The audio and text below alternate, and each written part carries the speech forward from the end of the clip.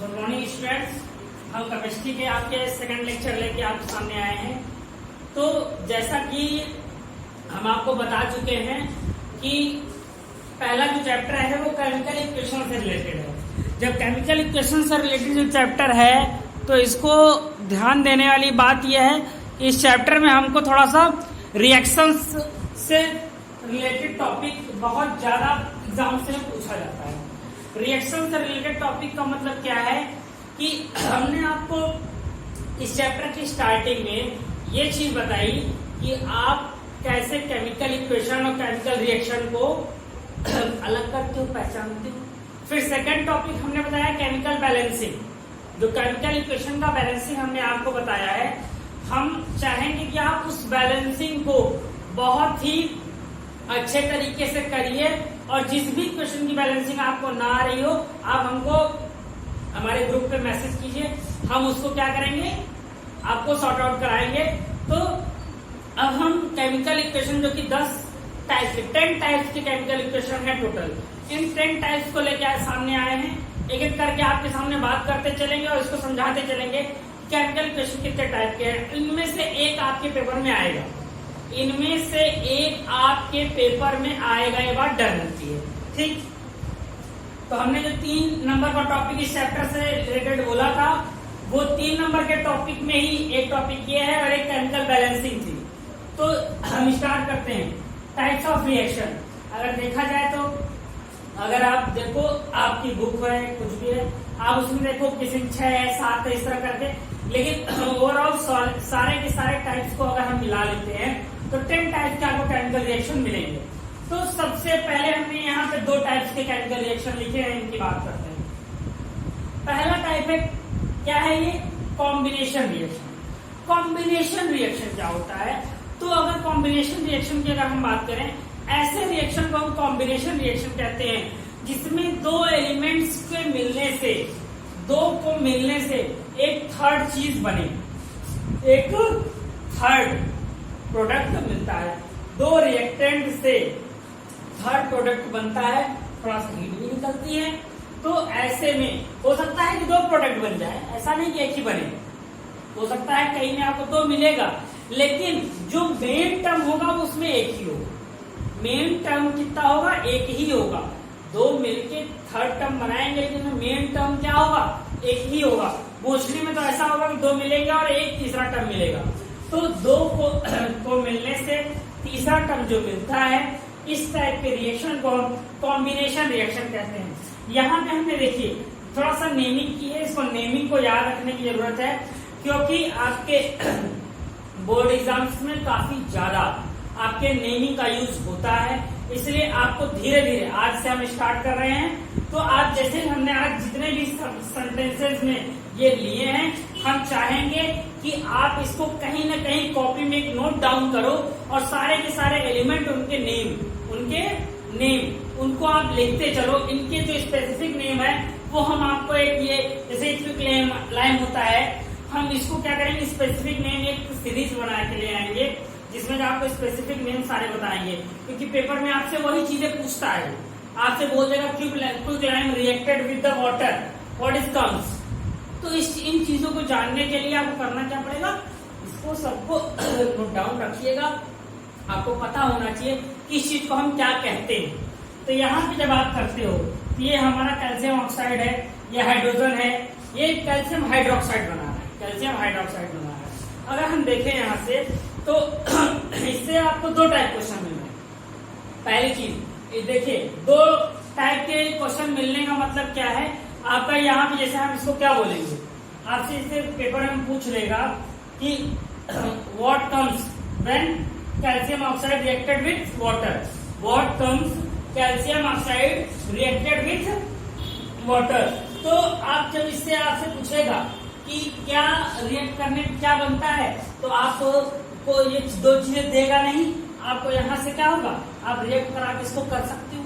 इस तरीके से आपको बहुत से कॉम्बिनेशन रिएक्शन मिलेंगे। या यहाँ पे भी ऐसा ही पूछ सकता है, what comes after water reacting with the quick line. Quick line, line में चुना होता है ना, तो शुष्क चुना इसको शायद बोलते हैं। तो क्विकलाइम से वाटर को जब रिएक्ट करते हैं तो कैल्शियम हाइड्रोक्साइड होता है और इस टाइप के रिएक्शन में जो दो चीजें मिलकर एक तीसरा बनाती हैं, इनको हम क्या बोलते हैं? कॉम्बिनेशन रिएक्शन बोलते हैं। क्या बोलते हैं? कॉम्बिनेशन रिएक्शन बोलते हैं। आफ्टर दिस डिकम्पोजिशन रिएक्शन, इसका जस्ट उल्टा होता है डिकम्पोजिशन रिएक्शन। डिकम्पोजिशन रिएक्शन क्या होता है? ऐसा रिएक्शन को हम डिकम्पोजिशन रिएक्शन बोलेंगे जिस रिएक्शन में आपका क्या हुआ, जिस रिएक्शन में आपका एक एलिमेंट, देखिए क्या हो जाए, ब्रेक डाउन हो जाए, डिवाइड हो जाए। अगर आप यहाँ देखो दो एलिमेंट मिलकर तीसरा बना रहे थे तो हमारा ये कॉम्बिनेशन था। और डिकम्पोजिशन में क्या है, इसको हम लेड नाइट्रेट बोलते हैं। ये हमारा पीबी मतलब लेड होता है, ये नाइट्रेट, लेड नाइट्रेट। और जब इसको हीट कर रहे हैं तो हमारा क्या होता है? लेड ऑक्साइड और हाइड्रोजन ऑक्साइड, ये ऑक्सीजन। जब हम लेड नाइट्रेट को हीट कर रहे हैं तो लेड ऑक्साइड हमारा नाइट्रोजन ऑक्साइड और ये क्या है? ऑक्सीजन। ये हमारा डिकम्पोजिशन का हीट करने के बाद मिला हुआ रिएक्शन है, इसलिए हम इसको क्या बोलते हैं?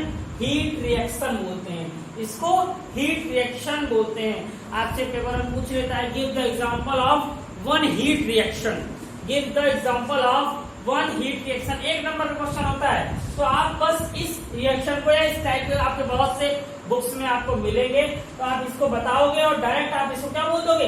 Heat reaction. इसको क्या बोलोगे? Heat reaction.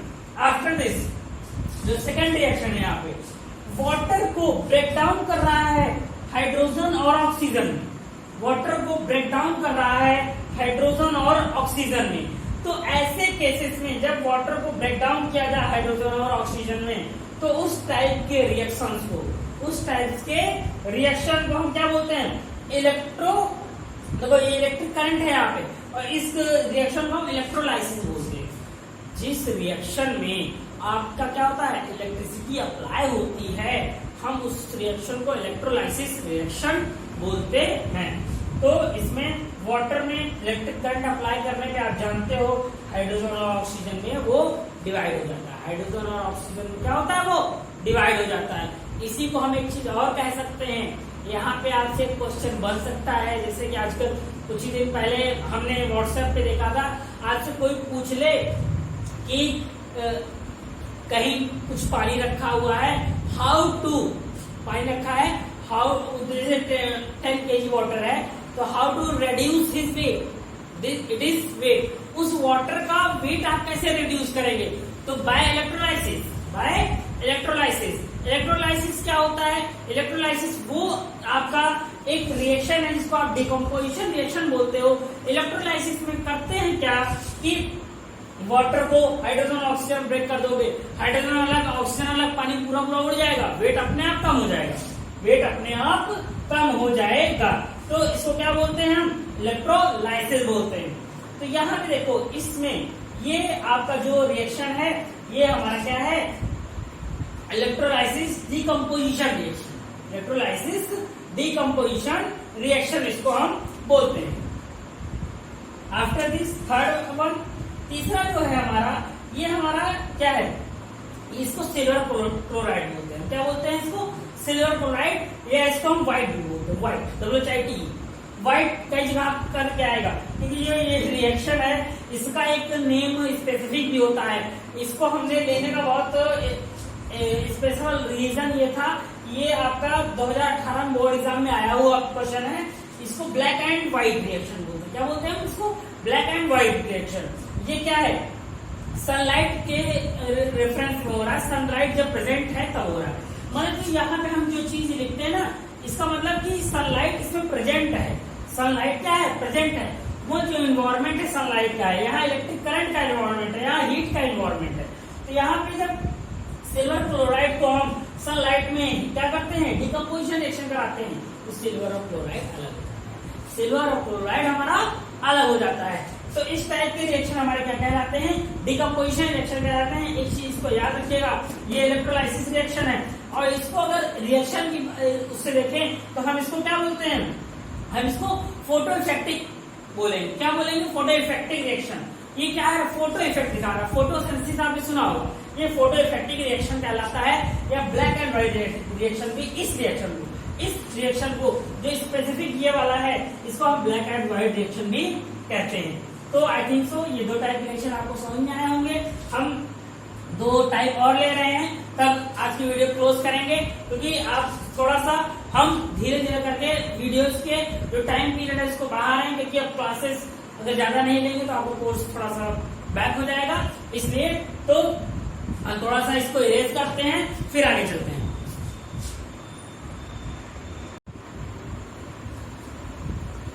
स्टूडेंट्स 2 और रिएक्शन है, आज 4 लेंगे, तो 2 और की बात अगर हम करते हैं तो ये डिस्प्लेसमेंट रिएक्शन है, ये डबल डिस्प्लेसमेंट रिएक्शन। तो चीज रखी है हमने, इसको हम बात करेंगे। पहले समझते हैं डिस्प्लेसमेंट डबल डिस्प्लेसमेंट क्या है।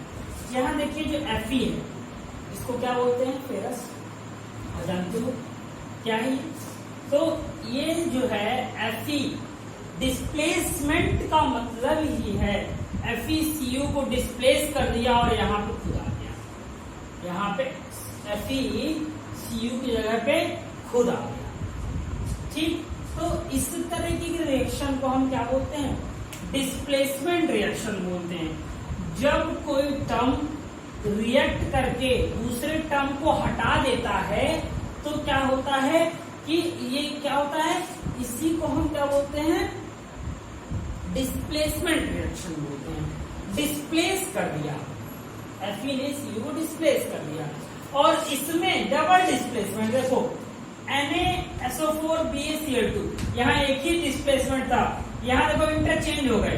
तो Na ने Ba को डिस्प्लेस किया, Na ने Ba को डिस्प्लेस किया और ये NaCl देखिए बना दिया, और क्या हुआ, Ba इधर आ गया, तो Ba इसके साथ आ गया, Na इसके साथ चला गया। यहाँ डबल टाइम से काम हो रहा है, ये काम डबल टाइम हो रहा है, इसलिए इसको डबल डिस्प्लेसमेंट हमने कहा। ये डिस्प्लेसमेंट रिएक्शन, ये डबल डिस्प्लेसमेंट रिएक्शन। अब ये तो बहुत आसान है समझना कि डिस्प्लेसमेंट क्या है, डबल डिस्प्लेसमेंट क्या है, लेकिन अब यहाँ ये समझने की बात है ये कौन सा एलिमेंट किसको डिस्प्लेस करेगा, कौन सा एलिमेंट किसको डिस्प्लेस करेगा। तो वहीं पे ये बात आती है इस सीरीज। इस सीरीज को हम रिएक्टिविटी सीरीज कहते हैं। ध्यान से समझिएगा, बहुत काम आने वाली है आपकी ये सीरीज। रिएक्टिविटी सीरीज वो होती है कि इसमें जो नीचे वाला एलिमेंट है वो सबसे कम रिएक्टिव होता है, और ये थोड़ा नीचे जगह ना होने का हमने यहाँ पे लिखा है, ये यहाँ से चलता हुआ आ रहा है, फिर ये मतलब कि सबसे कम रिएक्टिव होने वाला जो एलिमेंट है वो Au है, और सबसे ज्यादा पोटेशियम K। मतलब कि जैसे ऊपर की ओर आते जाइए आप, जैसे ऊपर की ओर आते जाइए आप, तो क्या कीजिए, ऊपर की ओर जैसे ही आते जाएंगे आप क्या कर लोगे, वो चीजों की रिएक्टिविटी ज्यादा बढ़ती जाएगी। तो यहाँ से आप समझिए, आप यहाँ पे पहली चीज, यहाँ पे आप यहाँ पे जैसे Fe है और Cu है, Cu दिख रहा है कहीं, ये Cu नीचे है, तो हाइड्रोजन से नीचे वाले जितने भी एलिमेंट है, हाइड्रोजन से नीचे वाले जितने भी एलिमेंट है वो क्या है, रिएक्टिविटी में कम है, रिएक्टिविटी में कम है। जब वो रिएक्टिविटी में कम है, हाइड्रोजन से नीचे वाले एलिमेंट जब रिएक्टिविटी में कम है तो उनको कोई भी एलिमेंट क्या कर सकता है, डिस्प्लेस कर सकता है। कोई एलिमेंट उनको क्या कर सकता है, डिस्प्लेस कर सकता है। तो अब यहाँ पे देखिए, अब अगर आप ये जो Cu है इसको डिस्प्लेस कौन कर रहा है, इसके ऊपर वाला टर्म, इसके ऊपर वाला टर्म। मतलब कि अगर आप देखिए, अगर कोई भी एलिमेंट है इस सीरीज में, उससे ऊपर वाला टर्म अपने नीचे वाले टर्म को क्या करेगा, डिस्प्लेस कर दे। कोई भी ऊपर वाला टर्म नीचे वाले टर्म को डिस्प्लेस कर सकता है, नीचे वाला ऊपर वाले को नहीं कर सकता, नीचे वाला ऊपर वाले को नहीं कर सकता। जैसे कि अगर ऐसा लिखा होता यहाँ पे, जैसे Cu प्लस FeSO4 होता और हम बोलते रिएक्शन करने पे क्या होगा, तो आप डायरेक्ट बोलते नॉट पॉसिबल, डायरेक्ट बोलते आप क्या, not possible. Why it is not possible, because copper is the least reactive behalf of the Fe। Copper is the least reactive behalf of the Fe। जब कॉपर आपका least reactive है Fe के according, तो यहाँ पे क्या होगा, copper Fe को डिस्प्लेस नहीं कर सकता, लेकिन Fe यहाँ पे क्या है, कॉपर से ज्यादा रिएक्टिव है, कॉपर से ज्यादा रिएक्टिव है, तो इसको क्या करेगा, डिस्प्लेस कर लेगा। तो आपको आई थिंक सो याद हो रहा होगा, समझ में आ रहा होगा कि कैसे हम इसको समझेंगे कि डिस्प्लेस करेगा कि नहीं करेगा। ऊपर वाला एलिमेंट नीचे वाले एलिमेंट को, जैसे अब Sr और Ca कहीं हो तो Sr Ca को रिएक्ट कर देगा, Sr Ca को क्या कर देगा, डिस्प्लेस कर देगा। लेकिन ऐसे केसेस में आपके जितने भी रिएक्शन है, ऐसे केसेस में आपके जितने भी रिएक्शन हैं, वो होता क्या है, एक एलिमेंट हाइड्रोजन से ऊपर का लेता है और एक एलिमेंट हाइड्रोजन से नीचे का। याद करने का तरीका आपको बता रहे हैं कि एक एलिमेंट हाइड्रोजन से ऊपर का लेता है, एक एलिमेंट हाइड्रोजन से नीचे का। तो जो हाइड्रोजन से ऊपर वाला हाइड्रोजन के नीचे वाले को क्या करेगा, डिस्प्लेस कर देगा। तो आपको सिर्फ और सिर्फ ये याद रखने की जरूरत है, हाइड्रोजन के नीचे वाला क्या है, CuHdAgPtAu। याद हो गया। तो जब ये जो है टर्म, इसको वो जो है क्या कर देगा, इसको आपका वो चीज रिएक्टिविटी सीरीज में जो चीज है आपकी, वो इसको ऐसा दिखाएगा, ऐसा करेगा कि आपका एक टर्म ऊपर वाला होगा, एक नीचे वाला होगा। तो आप नीचे वाला याद रखोगे तो पता चल जाएगा कि भैया ऊपर वाला है पहले और डिस्प्लेस इसको करना है तो कर ले जाएगा। अगर ये वाला पहले और इसको डिस्प्लेस करना है तो नहीं कर पाएगा, तो डिस्प्लेसमेंट रिएक्शन के लिए ये सीरीज आपको पता होना, याद होना बहुत जरूरी है। इसमें भी हम आपको इस सीरीज का देखिए वैल्यू दिखाते हैं। देखिए NaBA ढूंढिए आप, इसमें आपका कहाँ है, Na, ये Na है, और आपको इसमें किसको डिस्प्लेस किया, इसको Ba को डिस्प्लेस किया।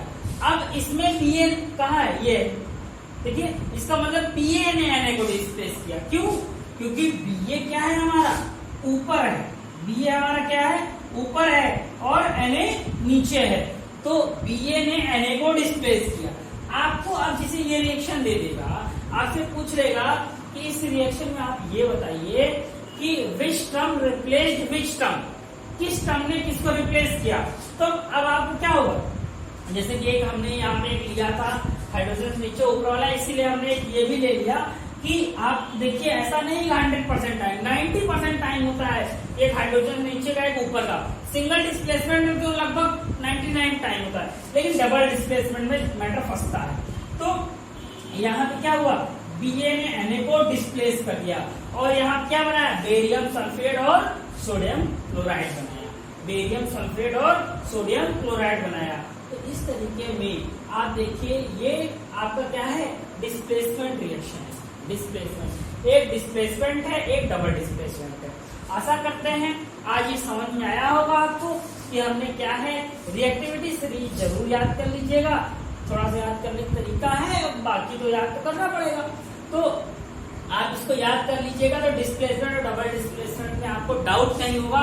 तो हम कल की क्लास में बाकी जो बचे हुए रिएक्शंस हैं उनको लेके आएंगे, और कोशिश करेंगे कि वो जितना ज्यादा से ज्यादा हो सके हम उसके एग्जाम्पल्स मिलें, जिससे कि हम जल्दी इसको खत्म कर सकें। So guys, thank you for today.